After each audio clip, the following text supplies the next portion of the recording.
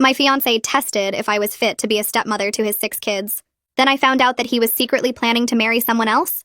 My fiancé Eric told me he needed to make sure I was ready to be a stepmother to his 6 kids before we got married. It's a big responsibility. I have to know you can handle it, he said. I thought that was reasonable. His kids ranged from 4 to 16 and their mother had died 2 years ago. Of course he'd want to be careful about who entered their lives. The test started small. He'd call me at midnight saying the youngest was sick and I needed to come over immediately to help. When I'd arrive, the kid was fine and Eric would say, I needed to see if you'd drop everything for them. He'd leave all 6 kids with me for entire weekends with no warning. Single parents don't get advance notice when they're overwhelmed. He'd explain when I said I had plans. He'd tell the kids to misbehave on purpose to see how I'd handle discipline. The 13-year-old later told me Eric promised him extra allowance to throw a tantrum in public while I was watching them. Dad said it was important to test your patience, the kid admitted. Eric would criticize everything I did with them. Made them sandwiches? A real mother would cook proper meals. Took them to the park? You should have chosen educational activities. Helped with homework? You're not explaining it right. Their grades will suffer. But he never told me the right way to do things.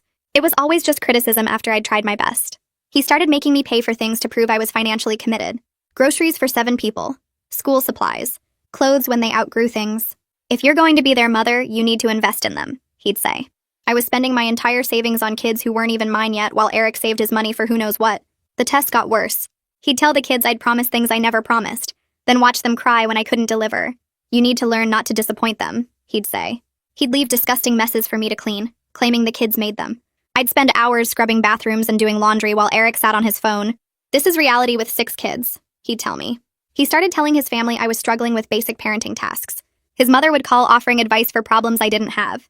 His sister suggested parenting classes for issues Eric had invented. They all thought I was failing because that's what Eric told them. One night, Eric announced the ultimate test. We'd host Thanksgiving for his entire extended family, and I'd do everything alone while managing all 6 kids. Real mothers handle holidays. If you can't do this, we can't get married, he said.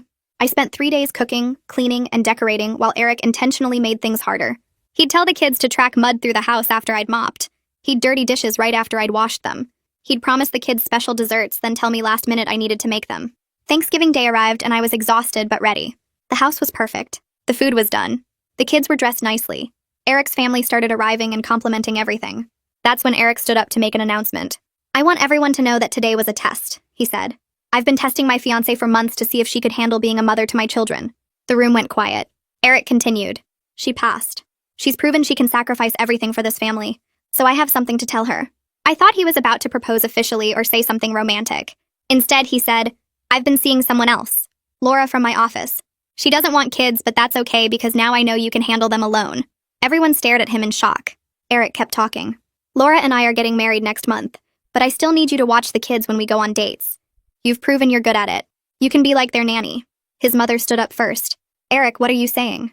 You've been using this woman as free childcare while dating someone else? Eric looked confused by the anger. I needed to know someone could take care of my kids when I'm with Laura. She's not the motherly type, but we have real chemistry, unlike me and this one. He pointed at me like I was hired help. His 16-year-old daughter Alexis spoke up. Dad, you told us she was going to be our mom. You made us call her mom. You said the tests were to make sure she loved us enough. Eric shrugged. Plans change. Laura makes me happy. Your mom would understand me choosing happiness. That's when Eric's brother Trevor lost it. Trevor lunged across the table before anyone could stop him. Dishes crashed to the floor as his hands grabbed Eric's collar and yanked him forward. The turkey platter hit the hardwood and shattered into ceramic pieces while cranberry sauce splattered across the wall. Trevor's face was red and his voice came out in a roar about free childcare and manipulation.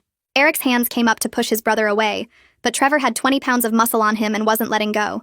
Their father Marius grabbed Trevor's shoulders from behind, while their mother got between them and shoved both men apart with surprising strength for someone her size. The guests jumped back from the table as chairs toppled over. The 4-year-old started wailing and Bella wrapped her arms around her little brother, while tears ran down both their faces. Oakley and Kellen stood frozen near the doorway to the kitchen, with matching expressions of terror. The 13-year-old Duncan backed into a corner like he wanted to disappear into the wallpaper. Alexis had her hands over her mouth and her eyes were huge. I couldn't move. My legs felt like they'd been filled with concrete and my brain couldn't process what was happening fast enough. Eric's mother turned away from her sons and came toward me with tears streaming down her cheeks. She reached for my hands and I let her take them even though I couldn't feel anything. Her mouth was moving and words were coming out about not seeing what Eric had done and being so sorry. She said Eric had disgraced the entire family. She said he'd dishonored his late wife's memory by treating me like hired help, when I should have been treated as a partner and future family member. Her voice cracked on the word family, and more tears spilled down her face. She squeezed my hand so hard it almost hurt, but I still couldn't feel it properly. Everything seemed far away, like I was watching it happen to someone else on a television screen. Alexis appeared next to me, and her arms went around my waist. She was sobbing into my shoulder and saying she was sorry over and over. She said she didn't know her dad was lying to everyone. She thought the tests were real, and I was really going to be their mom like Eric promised. The other kids moved closer except for Duncan, who stayed in his corner looking sick. Bella grabbed my hand and asked if I was leaving. Kellen wanted to know if they did something wrong. Oakley just cried quietly with her face pressed against my side. Eric tried to talk and explain himself, but his words came out weak and hollow. He said something about not meaning for it to go this way, and everyone misunderstanding his intentions. His own mother cut him off and told him to stop making it worse. Trevor looked like he wanted to hit Eric again, but Marius kept a hand on his shoulder. The kitchen door swung open and Laura walked out. She must have been hiding in there the whole time, listening to everything. The room went completely silent except for the little ones crying. Every adult turned to stare at her, and she looked like she wanted to sink through the floor. Her face was pale and she kept her eyes down. She wore a nice dress like she'd planned to join dinner at some point. Eric's sister Lillian stood up from where she'd been sitting near the far end of the table. She walked over to Laura and asked in a cold voice how long the affair had been going on. Laura's hands twisted together in front of her body, and she glanced at Eric like she wanted him to answer for her. But Eric just stood there with his mouth opening and closing without sound coming out. Laura finally spoke and said they'd been dating since September. 4 months. She said she had no idea Eric was engaged to someone else. Her voice got quieter as she explained that Eric told her I was just the nanny he'd hired to help with his kids, while he got back into dating after his wife's death. She thought I was paid help who maybe got a little too attached. She looked at me when she said it, and her eyes were wide and shocked like she was just now realizing how badly Eric had lied to everyone, including her. Lillian made a disgusted sound in her throat and turned away from Laura to glare at Eric instead. Someone's aunt or cousin started gathering the crying children and trying to move them into another room away from the adults. Bella didn't want to let go of my hand, but I gently unwound her fingers and told her to go with the other kids. Eric's father, Marius, spoke up in a deep voice that made everyone pay attention. He said everyone needed to sit down, so the family could handle this situation properly. His tone suggested he was used to people doing what he said. But I shook my head and heard myself say I was leaving. My voice sounded strange and distant. Trevor immediately stepped forward and said he'd help me get my things from Eric's house since I'd been staying there on weekends. His offer was aggressive and protective at the same time. Marius nodded his approval and said that seemed like the right course of action. Eric's mother was still holding one of my hands, and she squeezed it again before letting go. Eric suddenly moved toward the front door and planted himself in front of it. He held up both hands and said we needed to stay and talk this through like adults. He said there had been a misunderstanding, and if everyone would just calm down and listen, he could explain everything. His voice had that reasonable tone he used when he was about to criticize something I'd done with the kids. Eric's mother walked right up to him and told him to move away from the door. When he didn't budge, she pulled out her phone and said she would call the police if he didn't step aside immediately. The look on her face made it clear she was completely serious about protecting me from her own son. Eric stared at his mother like he couldn't believe what he was hearing. He said she was overreacting and making everything worse. She repeated her threat about calling the police, and her finger hovered over the screen. Eric's face went red, but he moved away from the door. I grabbed my purse from where I'd left it on the entry table and found my coat in the hall closet. My hands were shaking, so bad I could barely get my arms into the sleeves. Alexis appeared beside me again and grabbed my arm. She begged me not to disappear from their lives completely. She said she needed me, and the younger kids needed me. Her face was blotchy from crying, and her nose was running. I managed to get my coat on and touched her cheek. I promised I'd figure out how to stay in touch with her, but right now I needed to leave before I fell apart completely. She nodded and hugged me one more time before stepping back. Trevor was already by the door with his truck keys in his hand. He opened the door and I walked through it without looking back at Eric or Laura or any of the shocked family members still standing in the destroyed dining room. Trevor drove fast through the neighborhood streets toward Eric's house. Neither of us spoke for the first few minutes. My whole body felt numb and my brain kept trying to replay Eric's announcement, but it didn't make sense no matter how many times I went through it. Trevor's hands gripped the steering wheel so tight his knuckles were white. He pulled into Eric's driveway and we both got out. The house looked normal from the outside, like nothing had changed. Trevor had a key because he'd helped Eric with repairs a few months ago. We went inside and I headed straight for the bedroom where I'd been keeping clothes and personal items. The room smelled like my perfume mixed with Eric's cologne. I pulled out the suitcase from under the bed and started throwing things into it without folding anything. Shirts and pants and underwear all got jumbled together. My toothbrush from the bathroom. The book I'd been reading on the nightstand. The slippers I wore when I stayed over. I opened the closet and saw how much of my stuff had accumulated here over the months. 3 dresses hanging next to Eric's shirts. 2 pairs of shoes on the floor. A jacket I'd left after a cold morning when Eric called about the youngest being sick. That had been another fake emergency. Another test. I grabbed everything and shoved it into the suitcase or a trash bag Trevor found under the kitchen sink. He carried things out to his truck without commenting on how much I'd moved in. In a drawer in the bathroom, I found my expensive face cream and makeup. In the kitchen, I found the special coffee I liked that Eric never drank. In the living room, I found a book about parenting blended families that Eric's mother had given me. I'd been studying it, trying to learn how to be better for the kids. As I packed, I reached into my purse to grab my phone, and my hand touched the stack of receipts I'd been keeping in my wallet. I pulled them out and started going through them while sitting on the edge of the bed. Grocery receipt from 3 weeks ago for $243. School supply receipt from September for $198. New shoes for Kellen because he'd grown 2 sizes over the summer, $89. Birthday presents for Oakley's party in October, $112. Winter coats for all 6 kids from that outlet mall trip, $467. Field trip fees for the museum and the science center. New backpack for Duncan after his old one ripped. Books for Bella, who was learning to read. Medicine for the 4-year-old when he actually did get sick that one time. On and on and on. I spread the receipts across the bed and started adding numbers in my head. Then I found my phone and used the calculator. 500 here, 800 there. 1,000 for that weekend trip to the amusement park that Eric said would be good for family bonding. The numbers climbed higher and higher. $15,000. Over $15,000 in just 4 months.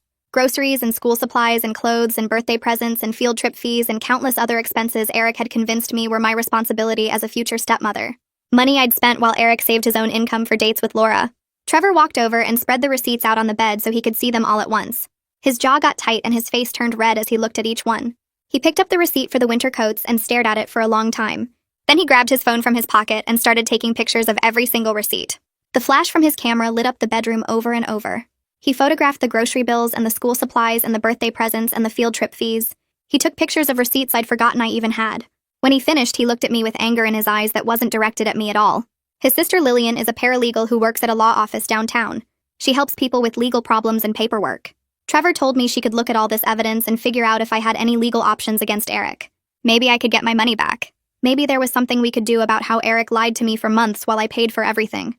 Trevor said Lillian would know what steps to take and whether Eric broke any actual laws by tricking me this way. I nodded but couldn't really process what he was saying. Legal action felt too big and complicated when I was just trying to get through the next 5 minutes without completely falling apart. I sat down on the edge of the bed, and that's when everything hit me all at once. This was supposed to be my bedroom someday. I'd imagined hanging my clothes in that closet and keeping my books on those shelves. I'd pictured waking up here with Eric next to me and the kids running in on Saturday mornings. I'd thought about decorating this room to make it feel like ours instead of just his. All those plans were gone now. Worse than that, the family I thought I was joining didn't exist. Eric's kids weren't going to be my stepchildren. His parents weren't going to be my in-laws. The whole future I'd been building in my head was based on lies Eric told me while he was secretly dating Laura and planning a completely different life. I started crying and couldn't stop. Big, ugly sobs that made my whole body shake. Trevor sat down next to me on the bed and didn't say anything for a while. He just let me cry. After a few minutes, he admitted that he'd suspected something was off with how Eric was treating me. The constant tests seemed weird. The way Eric criticized everything I did didn't make sense. But Trevor said he never imagined his own brother was capable of this level of manipulation. He thought maybe Eric was just being overprotective of his kids, or stressed about dating again after his wife died. Trevor never thought Eric was running some kind of con to get free childcare and money while pursuing another woman. The cruelty of it was beyond what Trevor thought his brother could do. We finished packing up the rest of my stuff. My hands were shaking as I folded clothes and gathered toiletries. Trevor carried boxes and bags out to his truck in the driveway. It took 3 trips to get everything loaded. The truck bed was full of my belongings that had slowly accumulated at Eric's house over months of weekend stays and emergency visits. As Trevor closed the tailgate, I felt this weird mix of relief and loss. I was getting out of Eric's house, but I was also leaving behind kids I'd grown to care about, even if their father was a monster. We were about to get in the truck when I heard screaming from down the street. 2 little girls came running toward us from a neighbor's house 3 doors down. It was Oakley and Bella, Eric's 10-year-old and 6-year-old daughters. They must have been dropped off there during the chaos at Thanksgiving dinner. Their faces were red and tears were streaming down their cheeks. They ran straight to me and grabbed onto my legs. Both of them were crying and begging me not to leave. Oakley kept saying please over and over. Bella wrapped her arms around my waist so tight I could barely breathe. The girls asked if they did something wrong during all the tests their dad made them do. They wanted to know if they failed somehow, and that's why I was leaving.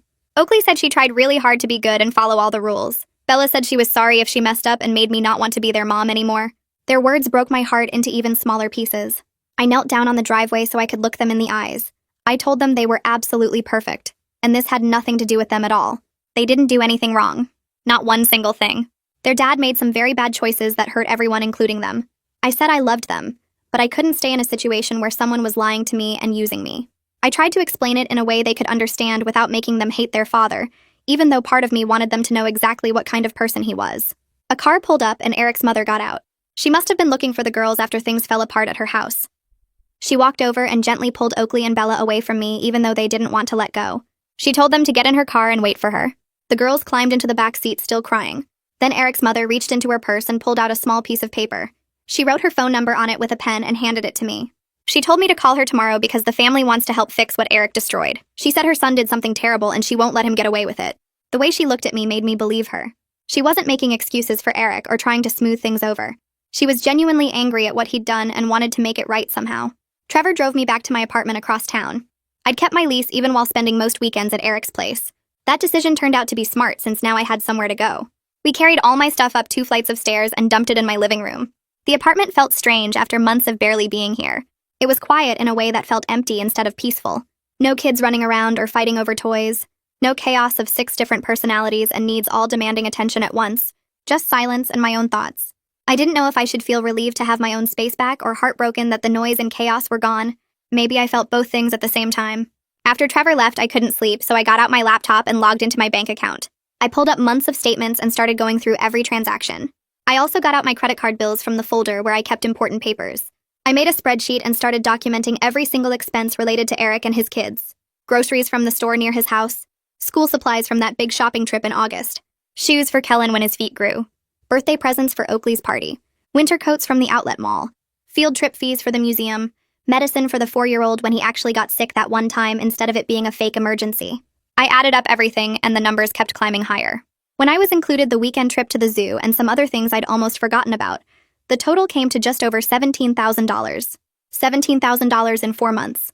Money I'd spent thinking I was investing in our future family while Eric saved his own paycheck for dates with Laura. The next morning my phone started ringing at 8. It was Eric. I ignored the first call, and the second, and the third. He called 12 times before I finally answered because I knew he wouldn't stop. His voice sounded confused, like he genuinely didn't understand why I was upset. He suggested we could work this out if I was willing to be reasonable about sharing him with Laura. He actually used those words. Sharing him. Like he was some prize we should both be grateful to have access to. He said Laura didn't want to deal with kid stuff so I could keep helping with his children, and he'd make time for both of us. He acted like this was a perfectly logical solution that any rational person would accept. I told him he used me for free childcare and financial support while dating someone else, and there was nothing to work out. I said what he did was manipulative and cruel, and I wanted nothing to do with him ever again. Eric's voice changed then. He got defensive and argumentative. He said I volunteered to help with his kids and he never forced me to spend money on them.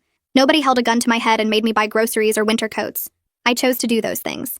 He claimed the tests were reasonable ways to see if I could handle being a stepmother, and I was overreacting to him finding happiness with someone else. He made it sound like I was being dramatic and unreasonable instead of him being a manipulative liar who exploited me for months. I hung up on him and turned off my phone. An hour later, when I turned it back on, there was a voicemail from Eric's mother. She asked if she could come over with Lillian and talk to me. She said it was important and she wanted to help. I called her back and told her yes. I was desperate for allies who actually understood how manipulative Eric had been. People who saw through his excuses and recognized that what he did was wrong. I needed to be around people who weren't going to gaslight me into thinking I was crazy for being upset about this whole situation. Eric's mother arrived at my apartment an hour later with Lillian right behind her. Lillian carried a leather notebook and a yellow legal pad under one arm. She sat down at my kitchen table and pulled out a pen. She asked if I had documentation of everything I'd spent on Eric's family. I showed her the spreadsheet I'd made the night before with all the receipts organized by date and category. Lillian studied the numbers and made notes on her legal pad. She explained that while Eric and I weren't married, I might have legal options for getting my money back. She said there were laws about people who trick others into giving them financial support through lies and false promises. Eric had told me we were building a future together while secretly dating someone else. That could count as fraud if we could prove he never intended to marry me and only wanted free childcare and money. Lillian asked me to walk through everything that happened from the beginning. I described the midnight calls about sick kids who turned out to be fine. The weekends where Eric dumped all 6 children on me with no warning. The public tantrums Duncan threw because Eric paid him extra allowance. The messes Eric deliberately created so I'd spend hours cleaning. The criticism about every single thing I did with the children. The money he made me spend to prove I was financially committed to being their mother. Eric's mother started crying as I talked. She covered her mouth with both hands and tears ran down her cheeks. She said she had no idea how calculated it all was. She thought Eric was being careful about who he brought into his children's lives after their mother died. She didn't know he was testing me like some kind of experiment while dating Laura behind everyone's back.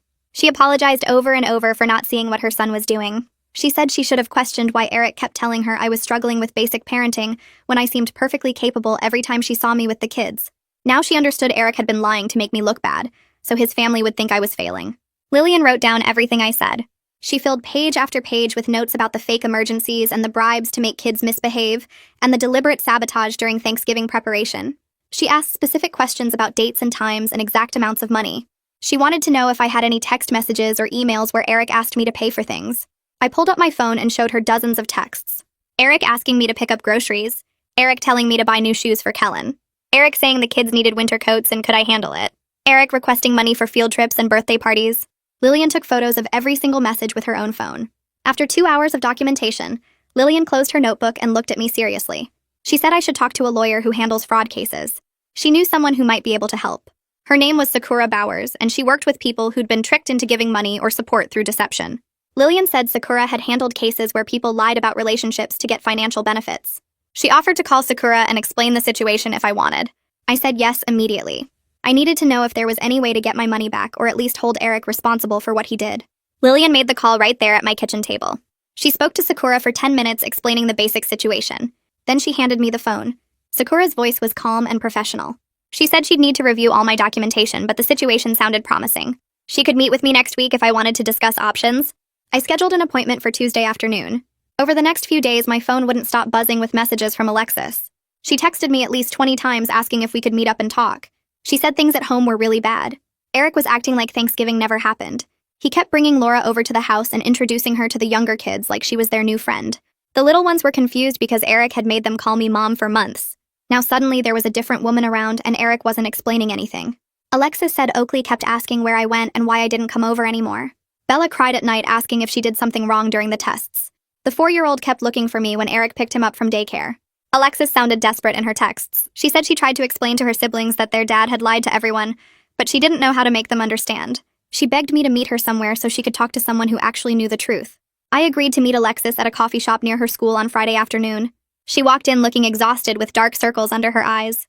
We sat in a corner booth away from other people. Alexis ordered a hot chocolate but didn't drink it. She just held the cup between both hands and stared at the table. Then she started talking and everything came spilling out. Eric had told the younger kids I abandoned them because I didn't really love them enough to be their mother. He said I failed the tests and decided being a stepmother was too hard. He told them I chose to leave instead of staying to take care of them. Alexis knew it was a lie because she'd been there on Thanksgiving when Eric announced he was marrying Laura. But Duncan was only 13, and the younger ones were even littler. They believed what their dad told them. They thought I didn't want them anymore. Alexis said Oakley kept asking what she did wrong to make me leave. Bella drew pictures of our family, and then scribbled over my face with black marker because she was mad at me for going away. The 4-year-old had nightmares and called for me in his sleep. Alexis pulled out her phone and showed me text messages from her dad. I read through them feeling sick to my stomach. Eric was coaching her on exactly what to say to convince me to come back as their nanny. He'd written out specific phrases for her to use. Tell her the kids miss her. Tell her they need stability. Tell her Laura doesn't want to do kid stuff, so there's still a role for her. Tell her I'll pay her if that makes it better. Alexis scrolled through message after message where Eric tried to manipulate his own daughter into manipulating me. She said she felt disgusted with her father. She couldn't believe he was still trying to use me for free childcare after everything he'd done. She told me she wanted to live with her grandmother instead of staying in Eric's house. She couldn't stand watching him lie to her siblings and pretend everything was fine while bringing Laura around like nothing happened. The following Tuesday, I met with Sakura Bowers at her office downtown. She had me bring all my documentation, including the spreadsheet, receipts, bank statements, credit card bills, and screenshots of text messages. Sakura spent an hour reviewing everything I'd brought. She made notes on a legal pad similar to what Lillian had done. Then she explained what would be required to prove fraud. I needed to show that Eric intentionally lied to me about our relationship and his plans for our future. I needed to demonstrate he deceived me specifically to get money and free labor. I needed evidence he never actually intended to marry me and was using me while dating someone else. Sakura said the testing scheme was important because it showed Eric had a deliberate plan. He didn't just change his mind about our relationship. He systematically manipulated me over months while secretly seeing Laura. That demonstrated clear intent to deceive. Sakura reviewed the timeline carefully. Eric and I got engaged in May. The testing started in June. Laura said they'd been dating since September. That meant Eric was already planning to marry me and making me prove myself as a stepmother when he started seeing Laura. He continued the test for 2 more months while dating her. He made me spend thousands of dollars and countless hours on his children while pursuing another relationship.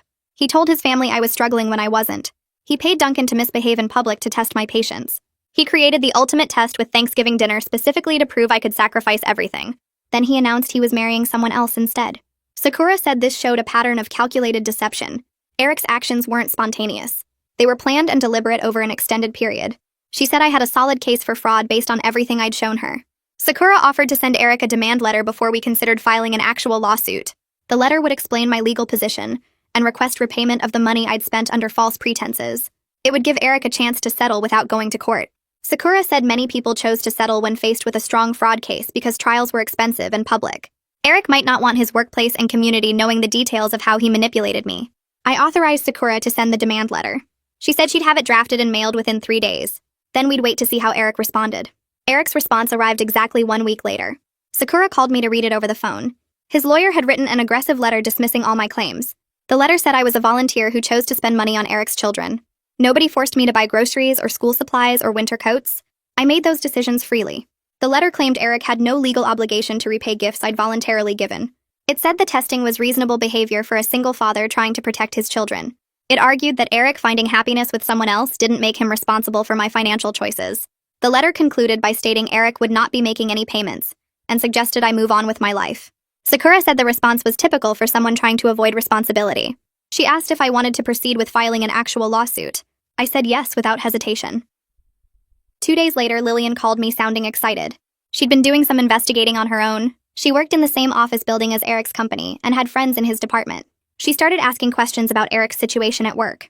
What she discovered made her furious. Eric had been telling his workplace he was a struggling single father for over a year. He claimed he had no help with his 6 children and was managing everything alone. His company had given him extra personal days because of his situation. His manager had been sympathetic about his struggles and flexible with his schedule. Coworkers had brought him meals and offered to help however they could. Everyone felt sorry for the widowed father raising 6 kids by himself. Lillian found emails where Eric complained about how hard it was doing everything alone. He wrote about sleepless nights with sick children. He described the challenge of managing homework and activities without support. He thanked people for their understanding when he needed to leave early or come in late. All of this was happening while I was literally paying for his children's needs and providing free childcare multiple times per week. Eric was getting sympathy and benefits at work by pretending to struggle alone while exploiting me at home. Lillian told me she'd forward everything to Sakura and suggested I document any other lies Eric spread.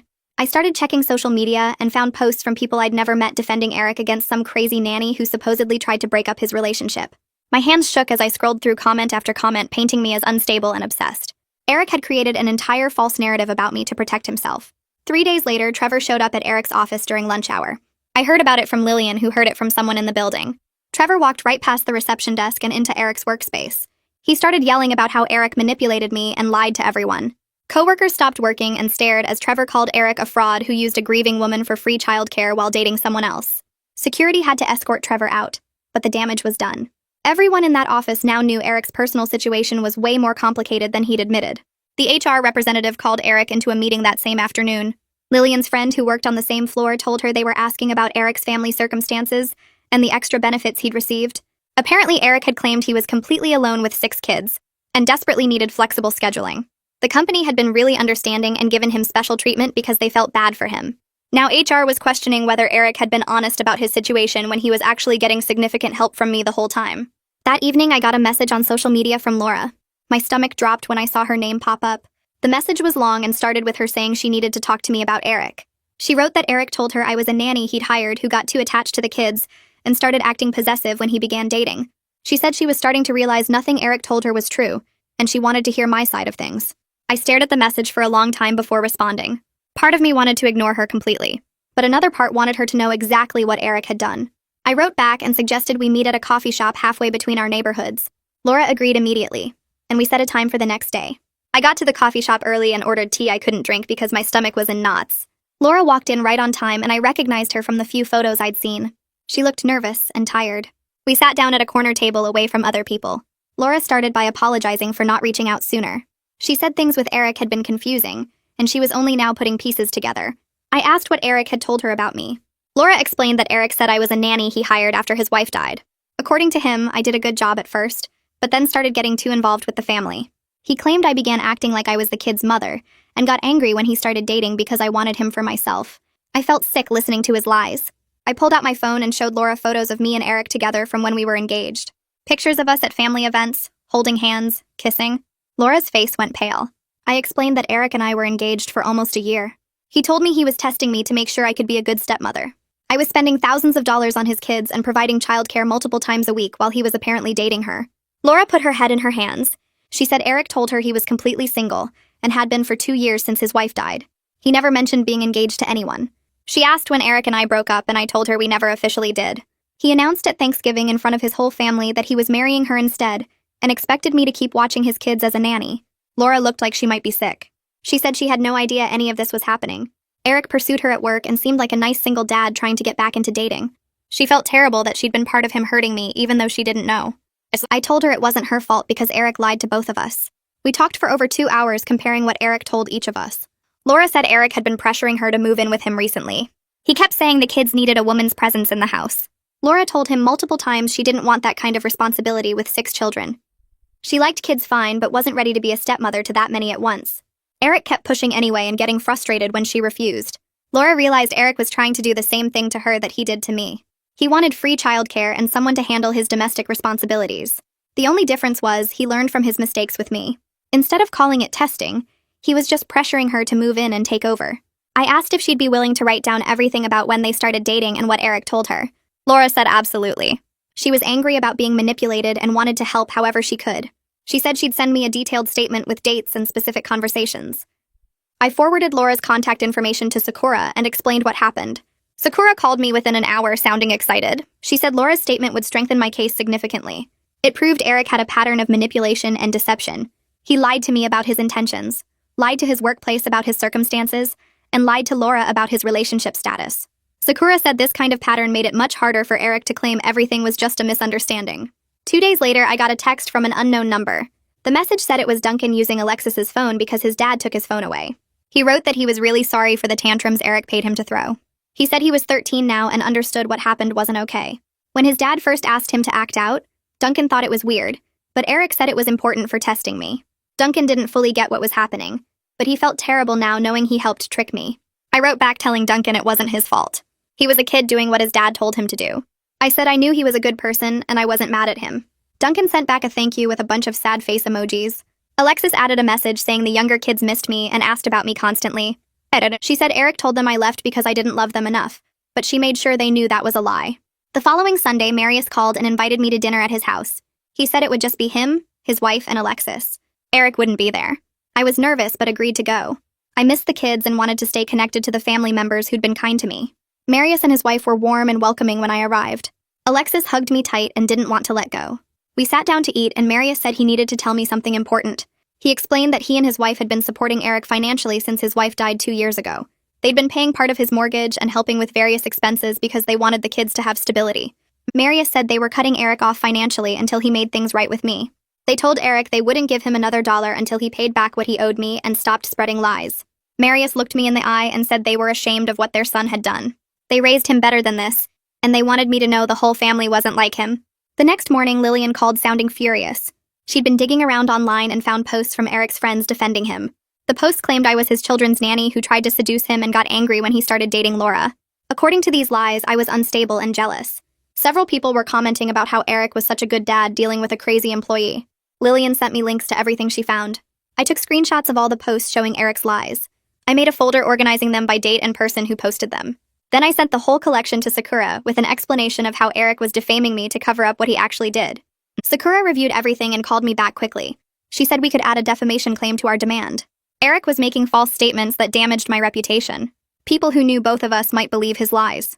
Sakura said adding defamation increased the pressure on Eric to settle, because if this went to court, all his lies would become public record. Laura called me the next evening. She said she broke up with Eric. After talking to me and realizing how much he'd lied, she couldn't trust him anymore. She saw that he was trying to manipulate her the same way he manipulated me. Laura said she also went to HR at their workplace and told them about Eric's lies regarding his personal situation. She explained that Eric claimed to be completely alone with his kids when he actually had significant help.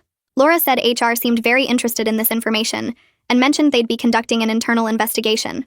2 days later, Sakura called me with news. Eric's company finished their internal investigation and found he'd been claiming extra personal days meant for single parents who had no help. He told HR he managed all 6 kids completely alone and needed the extra time off. The records showed he took 4 additional days per month for the past 8 months, which added up to 32 extra paid days. His supervisor was not happy when HR showed him the evidence. The company required Eric to repay the value of those improper days, which came to about $6,000. They also put a formal reprimand in his file and told him he was on probation for 6 months. Laura apparently confirmed to HR that Eric had significant help with childcare, which made his claims about being overwhelmed and alone look like obvious lies. Sakura said this development worked in our favor because it showed a pattern of Eric lying about his situation to get benefits he didn't deserve. The workplace consequences seemed to finally get through to Eric. His lawyer called Sakura the next morning and said Eric was ready to discuss mediation. Sakura told them we'd only mediate if they agreed to use a professional mediator, not just the two lawyers talking. She also insisted Eric had to provide full financial disclosure showing his income, expenses, and spending for the past 6 months. His lawyer tried to argue that was too invasive, but Sakura said we needed to see if Eric actually couldn't afford to repay me, or if he was hiding money. They eventually agreed to her terms. The mediation was scheduled for 2 weeks later at a neutral office downtown. I was nervous the whole morning getting ready. Sakura picked me up and went over the strategy in the car. She said the mediator would keep things focused on facts and solutions, not emotions and blame.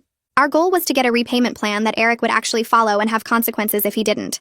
We arrived at the mediation office and Eric was already there with his lawyer. He looked tired and stressed, which was different from his usual confident attitude. The mediator introduced herself and explained the process. She said we'd each have time to present our perspective, then work toward an agreement both sides could accept. Eric went first and immediately tried to minimize everything. He said he genuinely cared about me and thought we had a future together, but he fell in love with Laura and couldn't help his feelings. He claimed the testing was just him being a protective father who wanted the best for his kids. The mediator stopped him and said we weren't here to discuss his feelings or justify his behavior.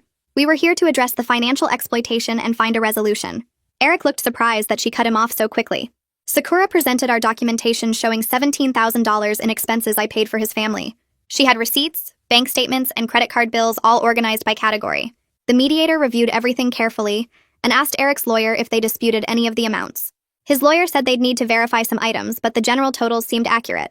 Then Sakura dropped the financial disclosure Eric's lawyer had provided. She pointed out that while Eric claimed he couldn't afford to repay me, his bank statements showed expensive restaurant charges, concert tickets, and a $5,000 deposit for a vacation rental. All of this spending happened in the past 3 months while he was refusing to repay anything.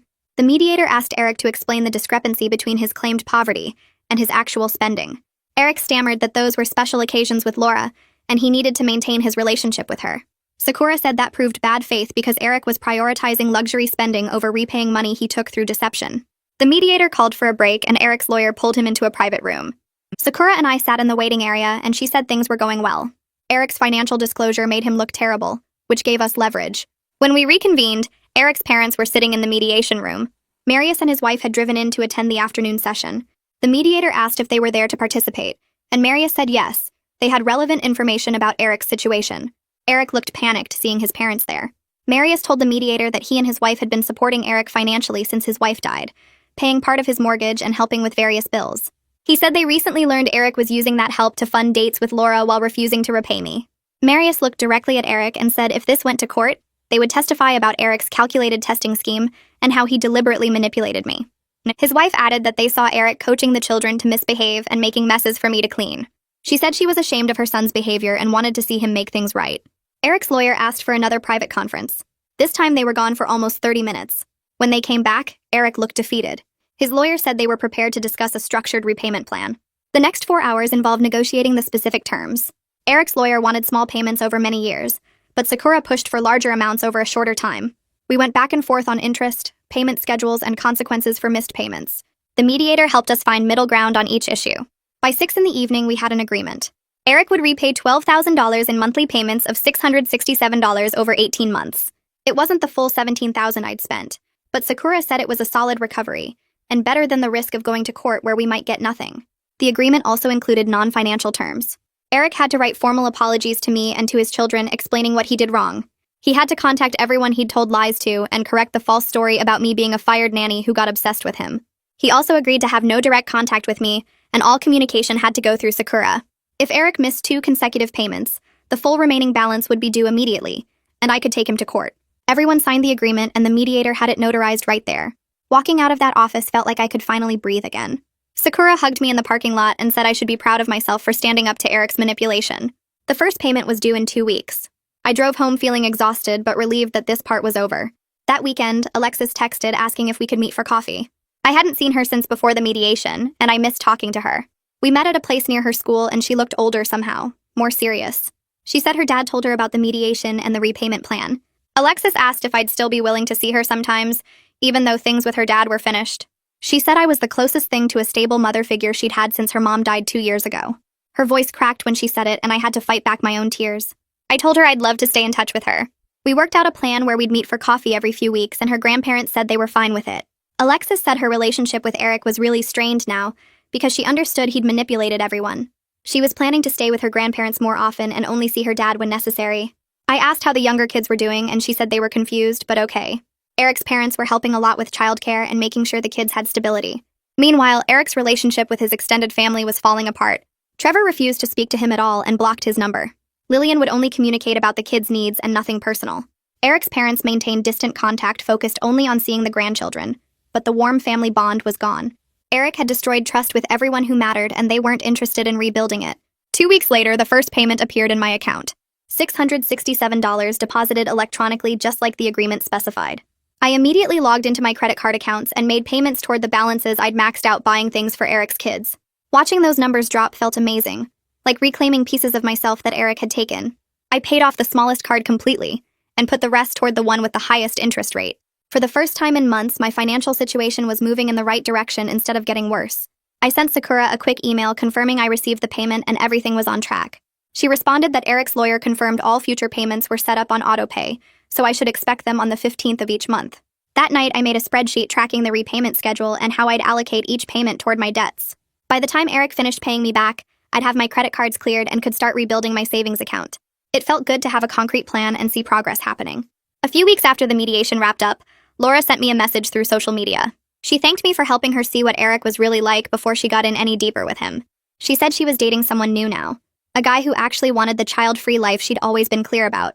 Reading her message made me feel good in a weird way, like at least something positive came from the whole mess. I wrote back wishing her well and then deleted the conversation because I didn't need any more reminders of Eric in my life. 3 months had passed since that awful Thanksgiving, and I was finally starting to feel like myself again. My savings account was slowly rebuilding with each payment Eric made. I'd been going to therapy every week, and it helped me understand all the red flags I'd missed while I was caught up in trying to prove myself to him. My therapist helped me see how Eric had used my desire to be a good partner against me, making me think every unreasonable demand was just part of being committed to a relationship. I could look back now and see how twisted the whole testing thing was, how no healthy relationship works that way. The therapy sessions were hard sometimes because I had to admit how much I'd let Eric walk all over me. I kept thinking about all those nights I'd dropped everything to rush to his house for fake emergencies, all those weekends I'd canceled my own plans to watch his kids with no warning, all that money I'd spent trying to prove I was good enough. My therapist said recognizing these patterns now would help me avoid similar situations in the future, and I believed her. I felt stronger than I had in months, more sure of what I deserved from people in my life. In early June, Alexis texted me an invitation to her high school graduation ceremony. She said it would mean a lot if I came because I'd been there for her during one of the hardest times in her life. I told her I'd absolutely be there. The ceremony was at the high school auditorium on a sunny Saturday morning. When I arrived, Eric's mother waved me over to where she and Marius were sitting. They'd saved me a seat between them, which felt really nice. Eric was there too, sitting several rows behind us with the younger kids. I saw him notice me sitting with his parents and his face got tight and uncomfortable, but he didn't make a scene or try to talk to me. Alexis walked across the stage to get her diploma, and we all cheered for her.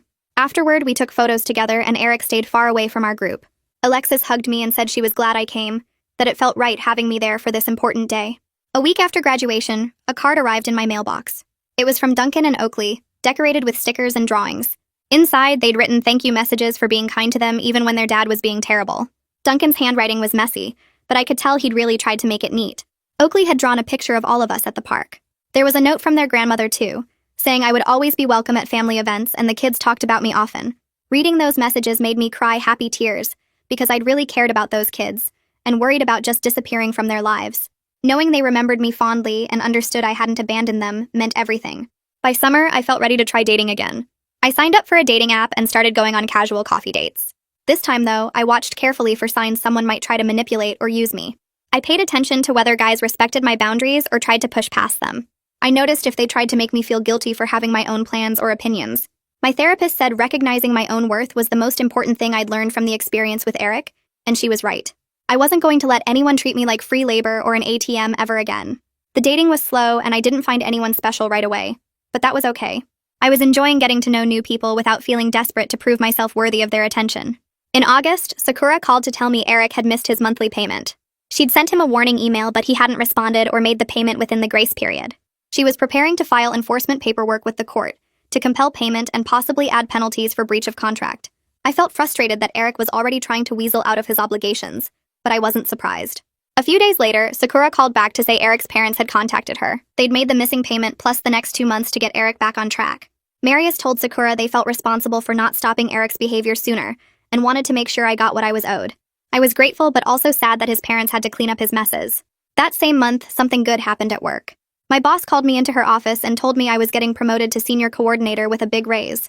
She said I'd seemed more confident and assertive over the past year, and my work quality had really improved. She was right about the confidence part. Standing up to Eric and fighting for myself had changed something fundamental in how I saw myself. I wasn't someone who just accepted whatever treatment came my way anymore. I thanked her and felt proud of how far I'd come. The raise would help me rebuild my savings even faster, and maybe start planning a real vacation for myself. One Saturday in September, I was grocery shopping with Eric's mother when Kellen and Bella spotted us in the produce section. They ran over and threw their arms around me in big hugs. Eric was at the other end of the store with the cart and the other kids. His mother told me the kids were doing much better now. Eric had hired a regular babysitter and stopped playing all those chaotic testing games. The younger kids especially seemed happier and more stable without the constant manipulation. Kellen told me about his soccer team, and Bella showed me a gap where she'd lost a tooth. Seeing them doing okay made me feel relieved. I'd worried so much about what would happen to them after everything fell apart. While we stood there talking, Eric's mother squeezed my hand and said she and Marius were providing a lot more hands-on help with the grandkids these days. They picked them up from the school twice a week and had them over for dinner regularly to make sure they had stability and proper care. She thanked me for caring about her grandchildren even after everything Eric had put me through.